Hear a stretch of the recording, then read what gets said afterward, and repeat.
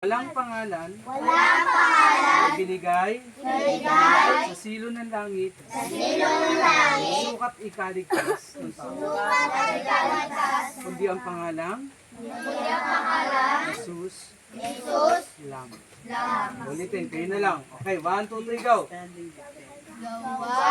chapter 4 verse 12. Walang Walang pangalan pangalan na ibinigay na ibinigay sa silong sa silong ng langit na sukat na sukat ikaligtas ikaligtas ng tao, ng tao, kundi ang pangalang kundi ang pangalan Jesus. Jesus lamang. Okay, pangalang Jesus. Lamang. Okay, kayo nga, ulitin nyo, kayo lang. 1, 2, 3, go! 1 chapter 4 verse 12. Walang pangalan na Binigay sa binigay sa silong ng langit, kundi ang sukat sukat ikaligtas ikaligtas ng tao. ng tao, Kundi ang pangalang pangalang Jesus lamang. Lamang. Okay, ibig sabihin, walang ibang pangalan na ibinigay sa silong ng langit na sukat ikaligtas ng tao, kundi ang pangalang Diyos. Jesus lamang.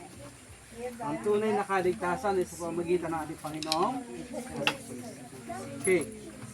At yun ay babalik-balikan natin. Next Sunday, may pag-uusapan ulit. Ipo-broadcast ulit yun para mas maintindihan natin ang ibig sabihin ng kaligtasan. Sabi niyo, Pastor, pag-iwalay na ang ano? Paghiwalay na yung youth, pangyayari medyo apike, pwede na rin naman. Eh, sa akin. Alin ang kayo sa akin? Yung mga bata. Sa bagay. Kasi ang yung may kasama na namin sa isang. Oo nga, kasama. Amiel, ilang taon ka na, Amiel? 10. Ikaw?